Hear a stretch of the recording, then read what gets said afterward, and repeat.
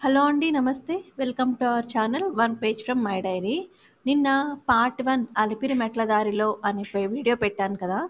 ఇది పార్ట్ 2 అనమాట. మళ్ళీ ఆ హాఫ్ నుంచి నా జర్నీ ఎలా మళ్ళీ స్టార్ట్ అయింది. నేనెలా మళ్ళీ అలిపిరి నుంచి తిరుపతి దాకా వెళ్ళాను అనేది ఈ పార్ట్‌లో చూపిస్తాను.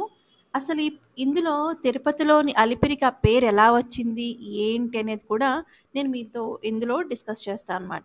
ఇది 'శ్రీవారి మహిమలు యథార్థ సంఘటనలు' అనే దాంట్లోంచి ఎవరు రాశారు అంటే ఇది రచన మంగు వెంకటరామారావు గారు రాశారు. ప్రచురణ హిందూ వైభవంలో జరిగిందనమాట.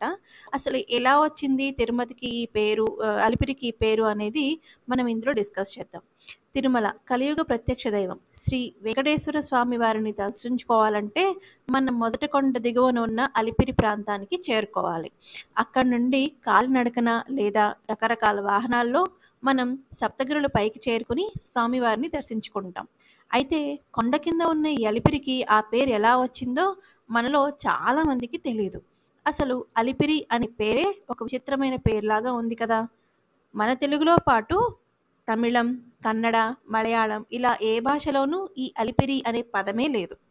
అయితే అలిపిరి అనే ఈ పదం ఎలా పుట్టింది? దీని వెనుక చరిత్ర ఏమిటి? అనే విషయాన్ని మన చరిత్రను నిశితంగా గమనించినట్లయితే ఆశ్చర్యకరమైన యథార్థ సంఘటనల గురించి మనం తెలుసుకోవచ్చు. పూర్వం 500 సంవత్సరాల క్రితం తిరుపతి నగరం ఇప్పట్లాగా లేదు. ఇప్పుడు అలిపిరి అని పిలుస్తున్న ప్రాంతానికి అలిపిరి అన్న పేరు కూడా లేదు. మరి అలిపిరి అన్న పేరు ఎలా వచ్చిందో పూర్తిగా తెలియపరచాలని అనుకుంటున్నాను.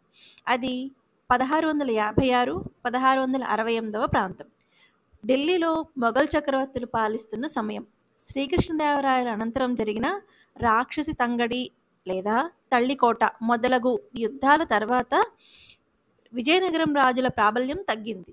అప్పుడు నిజాం నవాబు రాయలసీమ ప్రాంతాన్ని ఆక్రమించాడు. ఆ సమయంలో హిందువులను, హిందూ సానుభూతి పరులను, సాధు సంతులను చాలా దారుణంగా హింసించారు. ఈ నిజాం నవాబు ఢిల్లీ సుల్తాన్కు కప్పం కడుతూ సామంతుడిగా పడి ఉంటూ హిందువులపై నిరాఘాటంగా అండ్ ధారావాహికంగా అకృత్యాలు, అరాచకాలు చేస్తూ ఉండేవాడు. 17వ శతాబ్దం చివరిలో ఢిల్లీ ఆదేశాల మేరకు హైదరాబాద్ నిజాం ప్రభుత్వం ఫర్మానా ఆర్డర్ మేరకు సుల్తాన్ అబ్దుల్లా, కుతుబ్ షా అండ్ వజీర్ల సైన్యం అలీ అనే అత్యంత కరుడుగట్టిన మహమ్మదీయుని నేతృత్వంలో కడప, కర్నూలు, నెల్లూరులలో దారుణంగా దాడులు చేసి దేవాలయాలను ధ్వంసం చేశారు. ఆ తర్వాత అలీ సైన్యం తిరుపతికి చేరుకుంది. అప్పుడు తిరుపతి చిన్న గ్రామం. ఇప్పుడు మంచినీళ్ల కుంట అని చెప్పుకుంటే నరసింహతీర్థమే అప్పటి తిరుపతి గ్రామం. ఇక్కడ ఒక నరసింహస్వామి మందిరం ఉంది. దానికి ప్రజలు నిత్యం ధూపధూప నైవేద్యాలు సమర్పిస్తూ ఉండేవారు. చరిత్ర తెలిసిన పెద్దవారు ఇప్పటికీ దీనిని నరసింహతీర్థం రోడ్ అనే పిలుస్తారు. అలీని తిరుపతిపైకి దండయాత్రకు పంపించడానికి మూల కారణాలు 2. 1. శ్రీ వెంకటేశ్వర స్వామివారు అత్యంత శక్తివంతమైన దేవుడు అని, తిరుమల లాంటి దివ్యక్షేత్రం ఇంకొకటి లేదు, భవిష్యత్తులో ఉండబోదు అనే వైభవం, విశ్వాసం. భారతదేశం నేల 4 చెరుగులా ఉండడం వలన ఈ దేవాలయంపై దాడి చేసి స్వామివారి స్వరూపాన్ని పెకిలించి కొండపై నుంచి తొలగించేస్తే హిందువుల దేవుడు బలహీనుడని, తద్వారా ప్రజలందరూ అల్లాయే గొప్ప దేవుడని భావించి ఇస్లాం మతాన్ని విధిలేక స్వీకరిస్తారని వారి పిచ్చి ఆలోచన. 2.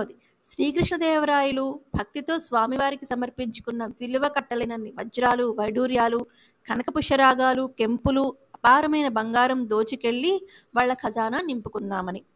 అయితే అప్పటి తిరుపతి గ్రామస్తులు అలీని సమీపించి, నీకు కావాల్సింది బంగారమే కదా, మా తిరుపతి గ్రామంలో ఉన్న స్త్రీ పురుషుల వద్ద ఉన్న బంగారం అంతా ఇచ్చేస్తాం, దానితో తృప్తిపడి వెనక్కి వెళ్ళిపో, కానీ మా స్వామివారి జోలికి మాత్రం రావద్దు, ఆయన మా ప్రాణం కన్నా కూడా ఎక్కువ అని విన్నవించుకున్నారు. దానికి అలీ అంగీకరించినట్లు నటించి వాళ్ళు స్వచ్ఛందంగా ఇచ్చిన బంగారం, ఆభరణాలు తీసుకుని, మీరు చెప్పింది బాగానే ఉంది, కానీ ఈ దేవాలయాన్ని దోచుకొని ధ్వంసం చేయకపోతే నిజాం నవాబు, ఢిల్లీ సుల్తాను నా తల తీసేస్తారు, కాబట్టి తప్పదు అని తన అపార బలగాలతో ముందుకు కదిలాడు. సరిగా ఇప్పుడు అలిపిరి అని పిలువబడుతున్న ప్రాంతాన్ని చేరుకోగానే అది శ్రీ వరాహస్వామి అవతారమైన శ్రీవారు వరాహ రూపంలో వచ్చి నిలువరించారు. మొదట కొంచెం బెదిరినా కూడా ముందుకు కదిలాడు. అంతే హఠాత్తుగా ఎవరి ప్రమేయమూ లేకుండా అతనికి 2 కళ్ళు పోయాయి. దృష్టి పోవడంతో దిక్కులేని స్థితిలో ఎంతో విలపించాడు. అప్పుడు శ్రీ స్వామివారి అమృతవాణి వాడికి వినపడింది. దైవం పైనే దాడికి సిద్ధపడ్డావా? ఎంత ధైర్యం అని. అప్పుడు అలీ బిగ్గరగా రోదిస్తూ క్షమాభిక్ష అడిగి నేత్రదానం చెయ్యమని వేడుకొన్నాడు. అప్పుడు దయాద్రచిత్తుడైన స్వామివారు నీవు వెనుతిరిగి వెళ్ళిపో, నీకు దృష్టి వస్తుందని ఆదేశించారు. దానితో ఏమీ సాధించకుండానే రిక్తహస్తాలతో వెనుతిరిగాడు అలీ. ఉర్దూ లేక హిందీ భాషలో ఫిర్నా అంటే వెనక్కి మళ్ళడం, ఫిరే అంటే వెనక్కి మళ్ళాడు అని అర్థం. ఎప్పుడూ ఎక్కడా ఓటు మెరగని పరమ ఆ దుర్మార్గుడైన అలీ వెనుతిరిగిన వెంటనే ఈ విషయం తెలుసుకున్న అందరూ అలీ ఫిరే అని చెప్పుకునేవారు. కొన్ని సంస్థానాలకి సంబంధించిన గ్రామాల్లో అయితే తిరుపతి ఆలయం మీదకు దండయాత్రకు వెళ్ళిన అలీ తిరుపతిలోని ఒక ప్రదేశం నుంచి ముందుకు వెళ్ళలేక వెనుతిరిగాడు. అలీ ఫిరే అని సూచిస్తూ చాటింపులు సైతం వేయించారు. అలీ ఏ ప్రాంతం నుంచి వెనక్కి మళ్ళాడో ఆ ప్రాంతాన్నే అప్పటివారు ప్రత్యేకంగా వచ్చి సందర్శించేవారు. ఆ ప్రదేశాన్ని చూడటానికి వెళ్ళేటప్పుడు లేదా వెళ్ళి వచ్చిన తర్వాత ఎక్కడికి వెళ్ళారని ఎవరైనా అడిగినప్పుడు అలీ ఫిరే ప్రదేశానికి వెళ్తున్నామని చెప్పేవారు. కాలక్రమంగా ఆ అలీ ఫిరే అనే పదం అలీపిరేగా రూపాంతరం చెంది ఇప్పుడు అలిపిరిగా స్థిరపడింది. ఇది మనం ఇప్పుడు అలిపిరిగా పిలుచుకునే ప్రదేశం యొక్క యథార్థమైన చరిత్ర.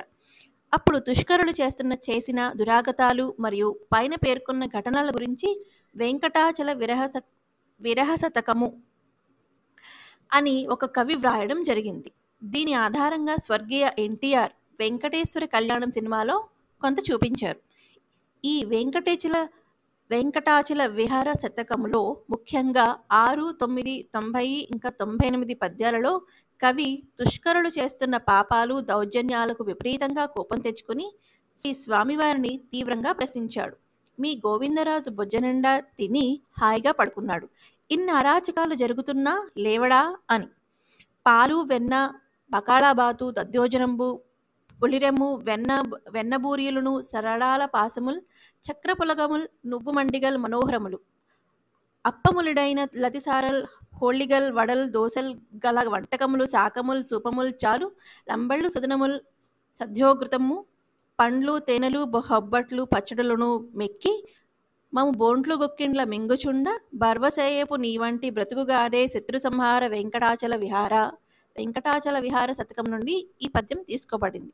సుల్తాన్ల సైన్యం చేస్తున్న ఆగడాలను భరించలేక వారిని నశింపజేయమని కోరుతూ ఓ అజ్ఞాత కవి ఈ శతకం రాశాడు. ఆ రోజుల్లో సుల్తాన్ల సైన్యం ఆలయాల్లోకి వెళ్ళి విగ్రహాలను నాశనం చేసేవాళ్ళు. జిగురుపాల కోసం అనే వంకతో దేవాలయాల్లో ఉండే రావి చెట్లను నరికేసేవాళ్ళు. గుడి పూజారులు నుదుట పెట్టుకునే నామాలను బలవంతంగా తుడిపించేవాళ్ళు. ఇలా అరాచకాలు చేసే అల్లరి మూకల్ని అడ్డగించి గెలవడం ఓ వెంకటేశ నీకైనా సఖ్యమైనా?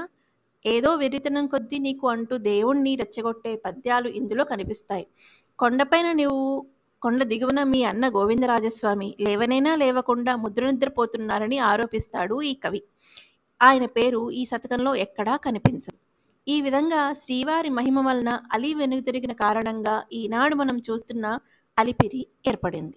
కొసమెరుపు ఏంటంటే ఒక్క అలీనే కాదు, తిరుమల శ్రీవారి ఆలయం నుంచి 7 కొండల గురించి కానీ లేదా స్వామివారిని గురించి కానీ తప్పుగా మాట్లాడిన వారు, తప్పుడు ఆలోచనలు చేసిన వారు ఎందరో కాలగర్భంలో కలిసిపోయారు. కానీ అన్ని కాలాలకి అన్ని సంఘటనలకి ఆ సాక్షిభూతుడిగా సర్వకాల సర్వావస్థుడిగా ఆ శ్రీవారు చిరునవ్వులు చిందిస్తూ మన కళ్ళ ముందే ఉన్నారు. అదే ఆయన వైభవం. ఆయనే మన హిందూ వైభవానికి ప్రత్యక్ష సాక్షి. ఇది రచన మనకి మంగు వెంకటరామారావు గారు రాశారండి. ఇంకా ఇది ప్రచురణ హిందూ వైభవంలో జరిగింది. ఓం నమో వెంకటేశాయ. ఇది నేను చూసి అలిపిరి గురించి, అలిపిరికి ఎట్లా వచ్చింది ఆ పేరు, అలిపిరి అంటే ఏంటి అన్న ఆ క్వశ్చన్ నాలో స్టార్ట్ అయ్యి చూసి తెలుసుకొని మీకు చదివి వినిపించాను. నిజంగా కూడా ఇది చరిత్ర ఆధారంగా మనం చాలా గుళ్ళు మన దాంట్లో మన భారతదేశంలో చాలా ఉన్నాయి. తిరుపతి ఒక ప్రత్యక్ష సాక్షి. ఇప్పుడు మీరు వీడియోలో చూస్తున్నది ఏంటి అంటే మాకు తెల్లవారుజామున 3 గంటలకి దర్శనం టోకెన్స్ దొరికాయండి.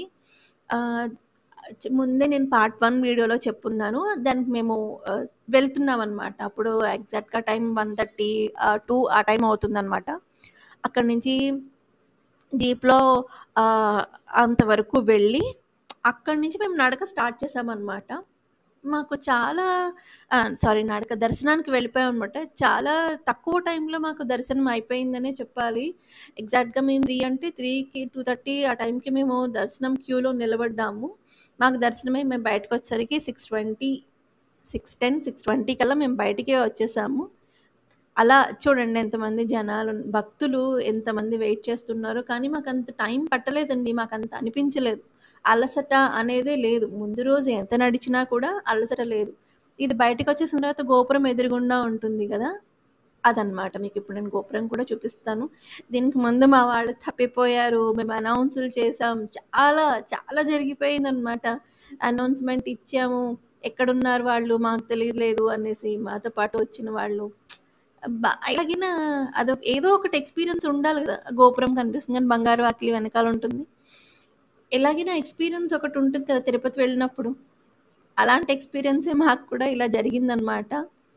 దర్శనమైతే చాలా బాగా జరిగిందండి. ఆవదం దీపాల్లో ఆ వెలుగులో ఆయన్ని చూడడం కానీ, ఆ నిజ రూప దర్శనం అలా ఆయన్ని చూసుకొని ఆయన వెనక్కి తిరిగి వచ్చి చాలా బావుందండి అది. ఇది అని చెప్పలేని మంచి ఎక్స్‌పీరియన్స్ ఏది అంటే, ఏ గుడికెళ్ళినా దాని ప్రత్యేకత దానికుంటుంది. తిరుపతయితే స్పెషల్‌గా ఉంటుంది. మన హిందూ సాంప్రదాయంలో ఆహ్, ఎ కానీ మన సౌత్ ఇండియాలో మెయిన్‌గా మనం కొలిచేది, వెళ్ళేది, ముందుగా అనుకునేది ఫస్ట్ తిరుపతినే కాబట్టి, ఆ వెంకటేశ్వర స్వామినే కాబట్టి, తిరుపతి అందరికీ ప్రత్యేకమే. అలాగే మీకు నాకు కూడా ప్రత్యేకమే.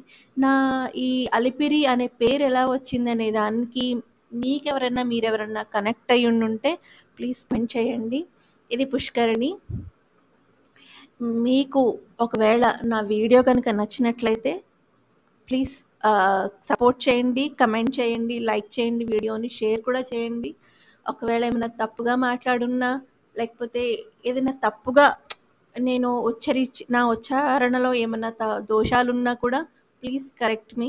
నేనేమీ అనుకోను. నాకు కూడా కొత్తదే ఈ ఛానల్ ఇదంతా కూడా. కానీ ఇప్పుడిప్పుడే నేర్చుకుంటున్నాం. ఇప్పుడిప్పుడే చేస్తున్నాం. మీ సపోర్ట్ కూడా మా ఛానల్‌కి ఉండాలి అని మనస్ఫూర్తిగా కోరుకుంటున్నాను.